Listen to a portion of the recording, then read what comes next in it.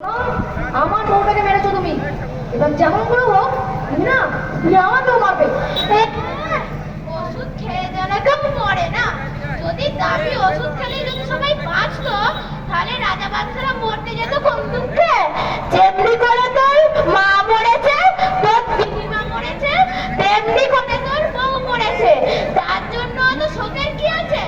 কিপ্টে, হার কিপ্টে, পিশাচ। তোমার না, তোমার নরম ঠাই হবে না। আমি চললাম। তুমি মরে গেলে তোমার মুখে এক ফোঁটা জলও তো দেবে না, কেউ তোমায় দাহ করবে না। এই তুমি পড়ে থাকবে আর কুকুর শিয়ালে তোমার চিড়ে চিড়ে খাবে। খুব তেজ। তবে যা না, চলে যা না। কে তোকে আটকাচ্ছে? তবে যাওয়ার আগে আবার সমস্ত ঋণ এখানে শোধ করে যাবি। ঋণ? কিসের ঋণ? কিসের ঋণ? নিজে না খেয়ে তোকে যে খাইয়ে পড়িয়ে মানুষ করলাম, তাতে যে অর্থ পেয়ে গেছে সেটা শোধ করে দিয়ে যা। তারপর নয় তেজ দেখা। ও আচ্ছা, এই কথা। তাহলে জন্মটা দিয়েছিল কেন? জন্ম দিলে তো মানুষ করতেই হয়, নইলে নুন খাইয়ে মেরে দিতে পারতে। এটা অকৃতজ্ঞ। এখন দেখছি জন্ম দেওয়াই পাপ হয়েছে। শোনো, জন্ম দেওয়াটা পাপ নয়, জন্ম দিয়ে মানুষ না মারা হচ্ছে পাপ।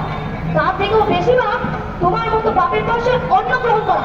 ঘেন্না ঘেন্না ঘেন্না লাগছে আমার। তোমার মতো একটা কুড়িকে পাপ বলতে আমার ঘেন্না লাগছে। কি? ভয়ের জন্য তুই আমাকে ছুটি দিলি? হ্যাঁ দিলাম। তোমাকে বাপ বলা মানে বাবার নামে অসম্মান করা। দেখবেন না, বউ গেলে বউ পাওয়া যায়, তবে বাপ গেলে হাজার মাথা খুললেও দ্বিতীয় বাপ পাওয়া যায় না, বুঝেছিস? দরকার নেই, দরকার নেই এমন ভাবে। পুরো শকুন, সুদখোর, রক্তচোষা।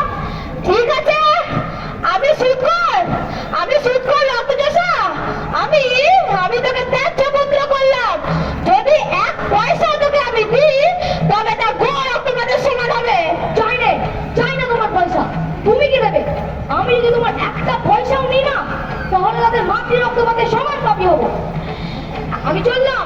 বকুল, হ্যাঁ বকুল, বকুল চলে আয়। আমরা এখান থেকে চলে যাবো। না, বকুলকে এখানে রেখে যা। না, তুমি ওর রক্ত চুষে চুষে খাবে। আমি ওকে তোমার কাছে কিছুতেই রেখে যাবো না।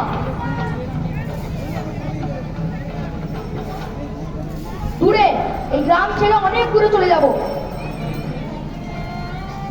না,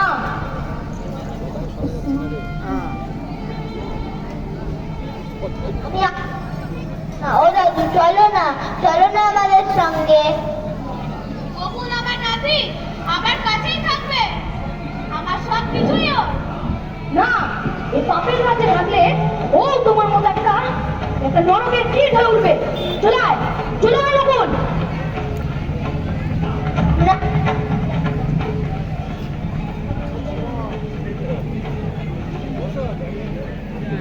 তারপর আমাদের